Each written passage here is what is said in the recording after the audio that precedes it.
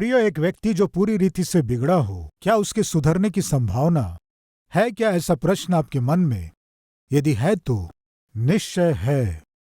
वही आज हम देखेंगे। एक माँ उस सेवक से रिश्ते में जो उसका भाई था अपने बेटे के विषय में कहती है, इसे सेवा में ले जाने से अच्छा है ना। ले जाना तो मैं भी चाहता हूं, लेकिन मेरे साथ आने वाला वो सेवक इसे बिल्कुल पसंद नहीं कर रहा है। इसके किए गए व्यवहार से वो बहुत नाराज हैं, इसलिए थोड़ा मुश्किल है। भाई, इसे आप अपने साथ ले जाइए। मेरा बेटा सुधर जाए, मैं चाहती हूं। इतने लोग आकर मेरे बेटे के लिए प्रार्थना कर रहे हैं, मैं भी प्रार्थना कर रही हूं। आपके साथ जाने से सुधर जाएगा, मैं विश्वास करती हूं। ले जाने से अच्छा ठीक है, देखूंगा। वो दोनों सेवक दोबारा सेवकाई में जाने का निर्णय लिए और दूसरे नए स्थानों में जाकर सेवकाई करने का निर्णय लिए। इस तरह जब वे निर्णय लिए, तब उस माँ का भाई अपने साथ के सेवक से कहा, यदि आप कुछ ना सोचे तो मैं कुछ कहना चाहता हूं। क्या है बताओ? वही हमारे साथ एक जवान आया था ना, उसे हम फिर से साथ में ले जाएंगे। इस तरह कहते ही सामने वाले सेवक को गुस्सा आ गया। फिर से उसका नाम क्यों ले रहे हो तुम? फिर से उसे साथ में ले जाएंगे कह रहे हो तुम? पिछले समय वो हमारे साथ आया, बीच में ही छोड़कर चला आया। हम कितने परेशान हुए थे। कम से कम घर आने से वो भोजन बना के रखता था, हम खा के फिर से सेवकाई में जाते थे। हम स्वयं भोजन बनाते हुए, अपने कपड़े धोते हुए हम कितना परेशान हुए थे। जिस पर भरोसा नहीं करना उस पर भरोसा करके, जिसे नहीं ले जाना उसे ले जाकर हम सेवकाई में कितना दुख उठाए, फिर से उसे अपने साथ बिल्कुल नहीं ले जाना है। इस तरह कह दिया। नहीं भाई, आप इतना गुस्सा मत होइए। नहीं ले जाएंगे कहने से कैसे? अगर तुम उस लड़के को अपने साथ लाओगे तो मैं तुम्हारे साथ सेवा में नहीं जाऊंगा। यानी वो आएगा तो तुम मेरे साथ सेवा में नहीं जाओगे? एक निकम्मे लड़के को अपने साथ सेवकाई में लाना चाहते हो, सेवकाई में रुकावट लाना चाहते हो, सेवकाई में बाधा उत्पन्न करना चाहते हो। इसलिए अब मैं कह रहा हूं, मैं तुम्हारे साथ सेवकाई में नहीं जाऊंगा। सामने वाला सेवक कह दिया। इन दोनों के बीच झगड़े शुरू हुए। ठीक है, हाँ बिल्कुल ठीक है, ठीक है, मैं उस निकम्मे लड़के को साथ ले जाऊंगा। इस रिश्तेदार ने कहा, अगर उस लड़के को सेवकाई में ले जाना चाहते हो तो तुम ले जाओ, मैं किसी और को साथ ले जाऊंगा। उस ओर के सेवक ने कहा। अद्भुत रूप से दो सेवक मिलकर सेवकाई जब कर रहे थे, इन दोनों के बीच वो निकम्मा लड़का क्या किया? झगड़ा लगा दिया। अद्भुत रूप से मिलकर सेवा कर रहे थे, कलीसियाओं की स्थापना कर रहे थे। ये दोनों सेवक अलग हो गए। दोनों को अलग कर दिया ये निकम्मा लड़का। इस निकम्मे लड़के के कारण दो महान सेवक, जो संसार में महान सेवा किए, दोनों सेवक अलग हो गए। दोनों को अलग कर दिया। वो माँ कितना दुखी हुई होगी। ये क्या है? मेरे बेटे के कारण आप दोनों को अलग होना पड़ा क्या? क्या करेंगे? तुमने कहा ना बेटे को ले जाओ, बेटे को ले जाओ। मैं जाकर इस बात को उनसे कहा। मेरे साथ बहुत समय से सेवा करने वाला मेरा वो मित्र, उस लड़के को यदि साथ में लाओगे तो मैं तुम्हारे साथ सेवा में नहीं जाऊंगा बोल दिया। क्या करता? वो माँ रोई। सेवकों के बीच के एकता और शांति को मेरा बेटा बिगाड़ दिया और दोनों के बीच में झगड़ा लगा दिया। ये क्या किया मेरा बेटा? रोने लगी। मैं जितना आशा कर रही हूं मेरा बेटा सुधर जाए, उतना ही वो बिगड़ रहा है।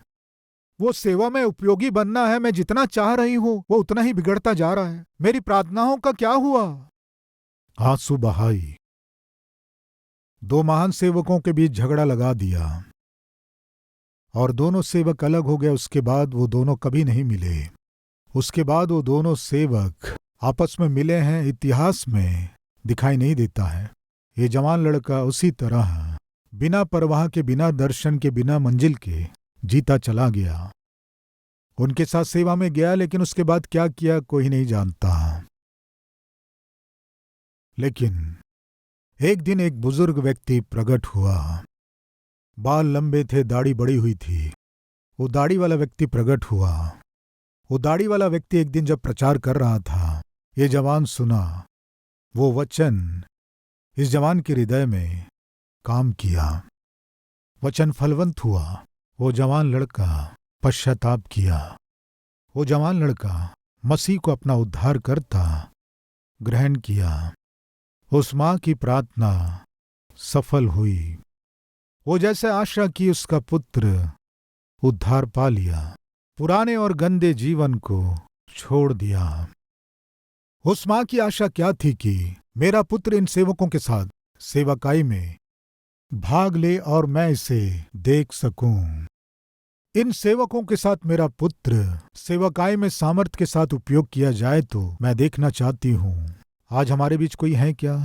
माता पिताओं, हमारे बेटे को परमेश्वर की सेवकाई में उपयोग होते हुए हम देखना चाहते हैं। हमारी बेटी परमेश्वर की सेवा में एक गवाह के रूप में, उपयोगी पात्र के रूप में उपयोगी होते हुए देखना चाहते हैं। यस, हम में बहुत से लोग हमारे बेटे को हम डॉक्टर बनाना चाहते हैं। हम चाहते हैं कि हमारा बेटा अमेरिका में जाकर पढ़ाई करे। इस तरह संसार की आशाओं को रखने वाले हमारे बीच में बहुत से माता और पिता हैं, हम देखते हैं। लेकिन हमें कितने में ये आशा है हमारा बेटा प्रभु की सेवा में रहे, ये हम चाहते हैं। प्रभु की सेवा करते हुए हम देखना चाहते हैं। मैं बताया था ना, मैं छोटी उम्र में उद्धार पाया। मैं संसारिक जीवन जी रहा था, छोटी उम्र में उद्धार पाया। इस तरह उद्धार पाने के बाद मेरी मम्मी की आशा क्या थी जानते हैं? मेरा बेटा भले ही एक महान सेवक ना बने और महान प्रचारक ना बन पाए, लेकिन कम से कम सेवकों का हाथ धुलवाने वाले के समान भी रहे तो काफी है। मेरी माँ ने कभी नहीं सोचा कि मैं अच्छी पढ़ाई करूं, क्योंकि उन दिनों पढ़ाई में बिल्कुल मन नहीं था। जानते हैं ना सब क्या था? 0 मिलता था। सो पढ़ाई में बिल्कुल मन नहीं लगता था। कम से कम सेवकों का हाथ धुलाने वाला एक सेवक बन जाए तो काफी है। यही प्रार्थना की, प्रभु मेरा पुत्र कम से कम सेवकों का हाथ धुला सके। ये सौभाग्य मेरे पुत्र को दीजिए पिता। इस तरह मेरी मां की गई प्रार्थना आज मुझे यहां खड़ा किया है। सो प्रिय भाइयों और बहनों, आपने जो आशा किया है, आपने जो सोचा है, प्रिय जवान भाइयों और बहनों, आपने जो मांगा है और आप जो चाहते हैं, परमेश्वर इससे भी उत्तम योजना को आपके लिए बना रखा है। आपने जो मांगा है, आशा किया है, उसका उत्तर जब तक आपको मिल नहीं जाता तब तक परमेश्वर के प्रति जो विश्वास आप में है, कृपया उसे न छोड़ें, थामे रहें। परमेश्वर उत्तर देते तक आपके विश्वास को न छोड़ें। परमेश्वर ने अब्राहम से कहा, मैं तुझे पुत्र दूंगा। पुत्र दूंगा कहा है तो सामान्यतः 9 महीने, इतना ही ना, 9 महीने इंतजार किया, सारा इंतजार की, पुत्र नहीं हुआ। 1 वर्ष हो गया, पुत्र नहीं हुआ। 2 वर्ष हो गया, पुत्र नहीं हुआ। 5 वर्ष हो गए, पुत्र नहीं हुआ। 10 वर्ष हो गए, पुत्र नहीं हुआ। 15 वर्ष हो गए, पुत्र नहीं हुआ। क्या आप परमेश्वर की बात पर विश्वास कर पाएंगे? प्रिय भाइयों बहनों, कृपया सुनिए।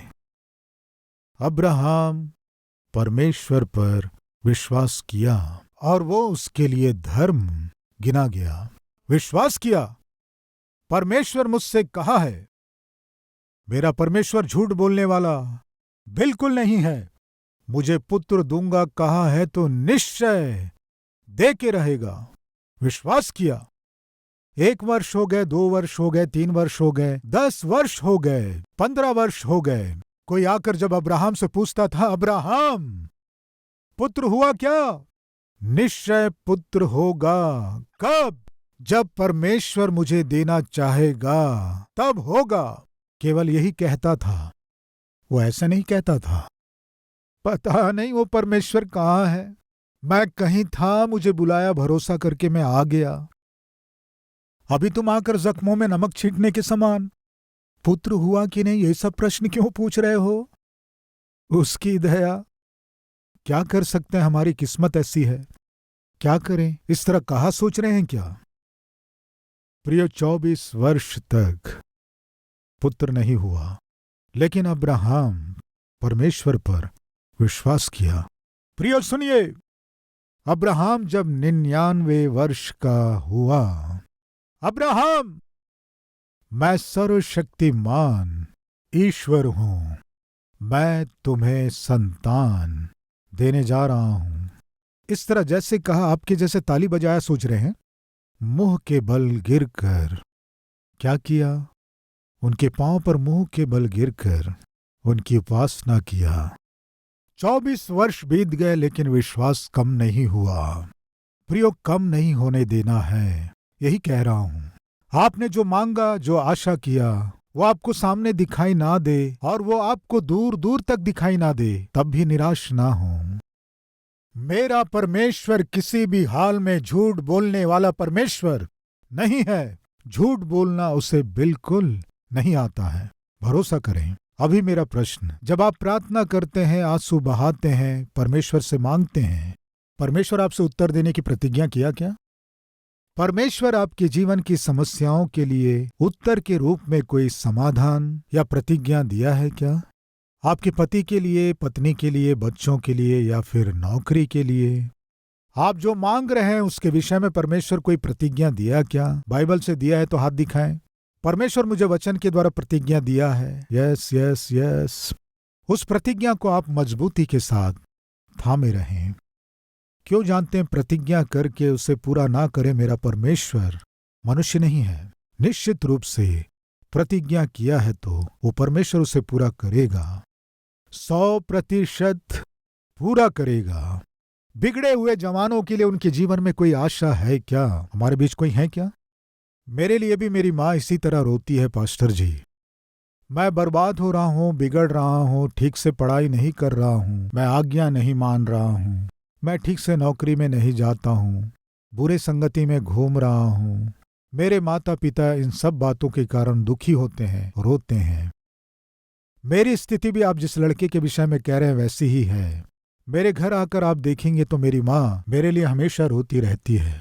आपने जो स्टोरी बताया उस जवान और मुझ में कोई अंतर नहीं है। ऐसी स्थिति में आप गुजर रहे हैं तो कृपया सुनिए। प्रियो, एक दिन एक बुजुर्ग दाढ़ी वाला व्यक्ति जब वचन प्रचार कर रहा था, वो जवान लड़का उस वचन को सुना, अपना जीवन प्रभु को अर्पण किया। कुछ समय गुजर गया। ये 2 सेवक हैं ना जिनके विषय में मैंने पहले बताया, ये दोनों सेवक, उन दोनों सेवकों में से एक व्यक्ति ने कहा, यदि वो लड़का आएगा तो मैं उसे सेवा में अपने साथ नहीं ले जाऊंगा, कहा था ना। उनको गिरफ्तार किया गया।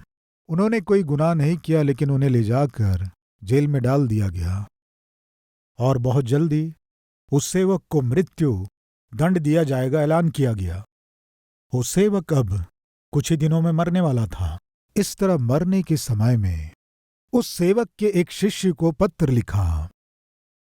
पत्र लिखते हुए, वो जो जवान लड़का है ना, कौन सा लड़का पिछले समय मेरे साथ सेवाकाई में जाऊंगा कहा और बीच में ही सेवा छोड़कर चला गया था, उस जवान को मेरे पास ला। उस जवान को मैं देखने की आशा कर रहा हूं, लेकर आ। क्योंकि एक निकम्मा जवान उपयोगी बन गया है, परमेश्वर की सेवा कर रहा है। मैं उसे देखने की आशा कर रहा हूं। एक समय वो निकम्मा था लेकिन अब वो उपयोगी बन गया है। मैं उसे देखने की आशा कर रहा हूं। एक बार उसे मेरे पास आने को कहो। वो जवान लड़का सुधर गया। वो कितने हद तक सुधर गया जानते हैं? साक्षात परमेश्वर अपने प्रिय पुत्र प्रभु यीशु मसीह के विषय के सुसमाचार को सारे संसार तक पहुंचाने के लिए कौन सही व्यक्ति है? जब परमेश्वर ने सोचा तब परमेश्वर की आंखें इस जवान के ऊपर पड़ी। यही जवान है जो मेरे पुत्र प्रभु यीशु मसीह के विषय में सही रीति से सारे संसार को बता सकता है। उस जवान को अपने हाथों में ले लिया, उसके हाथ में एक कलम दिया, लिखो मेरे पुत्र के विषय के सुसमाचार को सारे संसार तक जिस सुसमाचार को पहुंचाना है, लिखो। इस तरह कहने से उसने जो सुसमाचार लिखा उसे बाइबल में हम देखते हैं और वो है मरकुस रचित सुसमाचार। वो जवान कौन है जानते हैं प्रियो? मरकुस, जिसने मरकुस सुसमाचार को लिखा। एक समय वो निकम्मा था, एक समय बिगड़ा हुआ था, एक समय अपनी मां को दुख दिया, एक समय पौलुस और बरनबास मिलकर सेवा कर रहे थे, दोनों में झगड़ा लगाया। उन दोनों के अलग होने का ये कारण बना, उन दोनों को अलग कर दिया। लेकिन जब पतरस वचन का प्रचार कर रहा था, वो लड़का, उसका नाम मरकुस है, जो यूहन्ना भी कहलाता है। मरकुस या यूहन्ना यरूशलेम में जिसके घर में कलीसिया इकट्ठी होती थी, उसका नाम मरियम था। इसी मरियम का पुत्र था मरकुस। वो माँ अपने घर को कलीसिया के लिए दे दी। आपको याद है जब पतरस बंदी गृह में डाला गया, सारी कलीसिया एक घर में मिलकर प्रार्थना कर रही थी। हमने देखा ना, वो घर इसी मरकुस का था। वो माँ मरियम थी जिसने अपने घर को कलीसिया के लिए दी। उनके प्रार्थना करने के प्रतिफल में परमेश्वर अपने दूत को भेजकर पतरस को जब जेल खाने से छुटकारा दिलाया, सीधे आकर एक घर का दरवाजा खटखटाया। वहां एक दासी पतरस की आवाज को सुनकर पतरस आ गया है कहने से प्रार्थना करने वाले कोई विश्वास नहीं किए। पतरस का आना क्या है, वो तो जेल खाने में है ना। नहीं, पतरस आ गया है, दरवाजा खटखटा रहा है। दरवाजा खोलने से पतरस खड़ा था। किस घर में आया जानते हैं? इसी घर में आया था। क्यों जानते हैं? मरकुस की माँ मरियम अपने घर को कलीसिया के लिए दे दी, परमेश्वर की उपस्थिति के लिए दे दी। प्रिय भाइयों और बहनों, आपके घर को परमेश्वर का निवास स्थान बनाइए। एक दिन आपके घर से ही मरकुस उठेंगे। आप अपने घर को परमेश्वर के लिए दे दीजिए। एक दिन सारे संसार को प्रभावित करने वाले सेवक खड़े होंगे। प्रियो, जो व्यक्ति बिगड़ चुका है, बर्बाद हो चुका है, उसके जीवन में सुधरने की कोई आशा है क्या? कहने से निश्चय है। आज जो स्टोरी मैंने आपसे बांटा, तीमुथियुस की दूसरी पत्री 4 अध्याय 11वां वचन, केवल लूका मेरे साथ है, मरकुस को साथ लेकर चला आ। मरकुस को साथ लेकर चला आ। कौन है ये मरकुस? मरकुस रचित सुसमाचार को जिसने लिखा। कौन है ये मरकुस? यरूशलेम में एक माँ अपने घर को जब कलीसिया के लिए दे दी, उस कलीसिया में परमेश्वर की सेवा करना था। उस मरकुस को सेवा करने का मन ना होकर अंत में बरनबास और पौलुस, इन दोनों के बीच में जिसने झगड़ा लगा दिया था, वो मरकुस। प्रेरितों के काम 17वां अध्याय 37वां वचन, तब बरनबास ने यूहन्ना को, जो मरकुस कहलाता है, राइट, मरकुस जो यूहन्ना कहलाता है, तब बरनबास ने यूहन्ना को, जो मरकुस कहलाता है, साथ लेने का विचार किया। परंतु पौलुस ने उसे, जो पंफूलिया में उनसे अलग हो गया था और काम पर उनके साथ न गया, साथ ले जाना अच्छा न समझा। अतः ऐसा विवाद उठा कि वे एक दूसरे से अलग हो गए। वे एक दूसरे से अलग हो गए। बरनबास ने कहा, मैं मरकुस को लेकर आऊंगा। मरकुस को तुम कैसे लेकर आओगे? पिछले समय सेवकाई के लिए हमारे साथ आया था। उपयोगी बनूंगा सोचकर, काम को छोड़कर, सेवकाई को छोड़कर, परमेश्वर की सेवकाई से जो बीच में ही भाग गया, ऐसे निकम्मे व्यक्ति को साथ में लाऊंगा कह रहे हो? उन दोनों के बीच विवाद, क्या लिखा है? उन दोनों के बीच विवाद होने लगा। बरनबास ने कहा, ठीक है, मरकुस को मना कर रहे हो ना, तो मैं तुम्हारे साथ नहीं जाऊंगा। ये क्या बरनबास, मरकुस के साथ मेरी तुलना क्यों कर रहे हो? मरकुस को मैं ले जाना चाहता हूं। ठीक है, तुम्हारी मर्जी। मरकुस को ले जाना चाहते हो, मरकुस को ले जाओ, मैं किसी और को ले जाऊंगा। पौलुस के स्थान में बरनबास मरकुस को ले गया। उसके बाद कहाँ गए, क्या किए, पूरा विवरण हम नहीं जानते। लेकिन पौलुस बरनबास के स्थान में सिलास को लिया। पौलुस सिलास, पौलुस सिलास, पौलुस सिलास, हम गीत भी गाते हैं। जब पौलुस और सिलास प्रार्थना किए, इस गीत को हम गाते हैं। ये सिलास यहाँ क्यों आया? बरनबास पौलुस को नहीं चाहा। क्यों नहीं चाहा पौलुस को? बरनबास मरकुस को चाहा। मरकुस को बरनबास क्यों चाहा? बरनबास की बहन थी वो मरियम। मरकुस सुधर जाए आशा की, पौलुस के वचन के द्वारा या फिर बरनबास के वचन के द्वारा ये मरकुस मन नहीं फिराया, तो फिर पतरस के प्रचार किए गए वचन के द्वारा पतरस अपनी पत्री में इस तरह लिखा, मेरा पुत्र मरकुस कहा, यानी मरकुस पतरस का आत्मिक पुत्र था। मां की प्रार्थना पूरी हुई। पतरस जब वचन की सेवकाई किया, मरकुस का जीवन बदल गया। ये मरकुस जीवन में सुधर कर वो इतना अधिक उपयोगी बना कि वो नहीं आना है हमारे साथ, वो निकम्मा है। इस तरह जिस पौलुस ने कहा था वही तिमोथियुस को पत्र लिखते हुए मरने से पहले कह रहा है, एक बार उस मरकुस को लेकर आ। वो मेरे सेवकाई के लिए बहुत काम का व्यक्ति है, उसे मैं देखना चाहता हूं। कितना अद्भुत परमेश्वर है प्रियो, कितना अद्भुत परमेश्वर है। जो माता पिता आंसू बहा रहे हैं, उनके आंसुओं को पोंछने वाला परमेश्वर है मेरा परमेश्वर। निराश और हताश होकर क्या मेरा जीवन सुधरेगा? मैं उपयोगी बनूंगा क्या? क्या कभी मैं परमेश्वर का उपयोगी बनूंगा? ऐसे बहुत से प्रश्नों के साथ हमारे बीच कोई है क्या? तो फिर सुनिए। संडे स्कूल आकर कम से कम वचन सुनने की शक्ति नहीं थी, सोने वाले उस लड़के से भी परमेश्वर प्रेम किया, महान सेवक बनाया। जिसके घर में आराधना होती थी, महान महान सेवक उस घर में आते थे, यानी पतरस और बहुत से सेवक। यूहन्ना आकर उस घर में प्रचार करता था। यीशु मसीह का भाई याकूब भी उस घर में आकर वचन की सेवकाई देता था। देखेंगे, आइए 12वां अध्याय 5वां वचन। बंदी गृह में पतरस बंद था, परंतु कलीसिया उसके लिए लौ लगाकर परमेश्वर से प्रार्थना कर रही थी। प्रिय, यहाँ कलीसिया क्या कर रही थी? पतरस के लिए प्रार्थना कर रही थी। वो कलीसिया कहाँ इकट्ठी थी?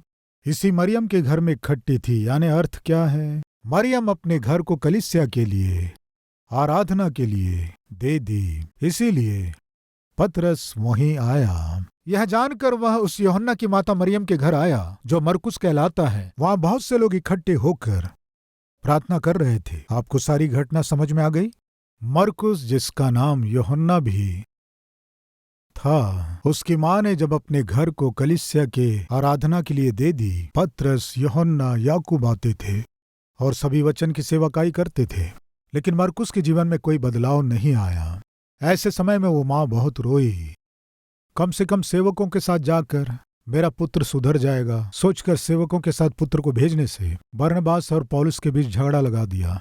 मिलकर अद्भुत सेवकाई कर रहे थे, दोनों को अलग कर दिया। इसलिए पौलुस ने कहा था वो हमारे साथ नहीं आना है। लेकिन वही मरकुस एक दिन परमेश्वर के हाथ में आया। जब वो परमेश्वर के हाथ में आया, परमेश्वर क्या किया? मरकुस में बदलाव लेकर आया। ऐसा बदलाव लेकर आया कि मरकुस रचित सुसमाचार, यानी यीशु मसीह के विषय में सारे संसार को परिचय देने के सुसमाचार को इस मरकुस के द्वारा ही लिखवाया। पतरस सुसमाचार नहीं लिखा, याकूब सुसमाचार नहीं लिखा और बहुत से चेले सुसमाचार नहीं लिखे।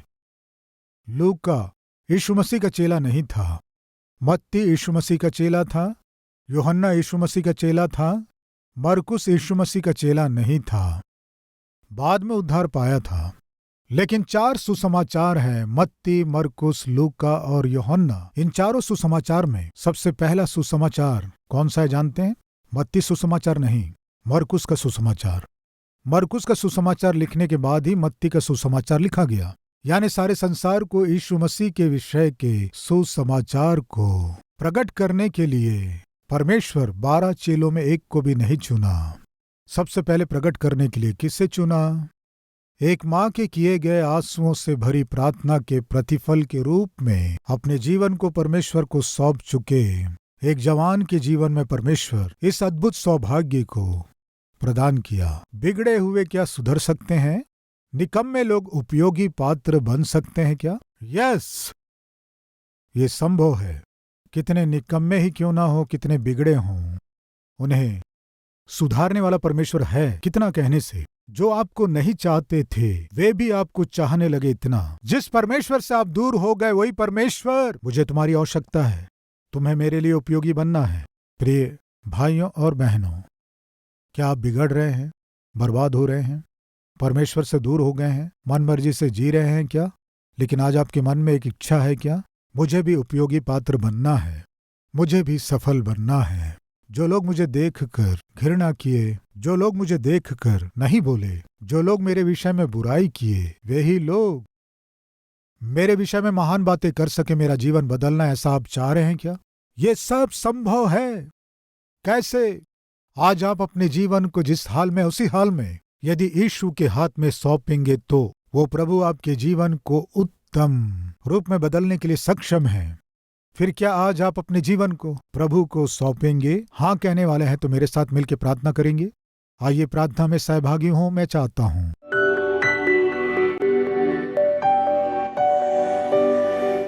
महान प्रेमी पवित्र परमेश्वर पिता बहुत ही सीधे और स्पष्ट हमारे जीवन में हमारी आशीषों के लिए, आत्मिकता के लिए, उन्नति के लिए जो चीजें रुकावट बनी हुई हैं, पिता वे क्या हैं?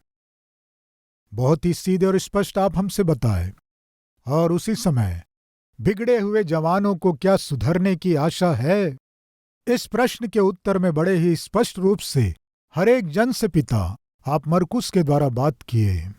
उसके मां की गई प्रार्थना, बहाए गए आंसू मरकुस में अद्भुत बदलाव को लाया। जो माता, जो पिता, जो जवान भाई और बहन बदलाव के लिए प्रार्थना कर रहे हैं, उनके जीवन में सुधार को लाइए। मरकुस जो बदलाव को पाया, वही बदलाव को दीजिए। वो बदलाव केवल वो ही अनुभव नहीं किया, आसपास के लोग भी जान सके और गवाही दे सके ऐसा किया।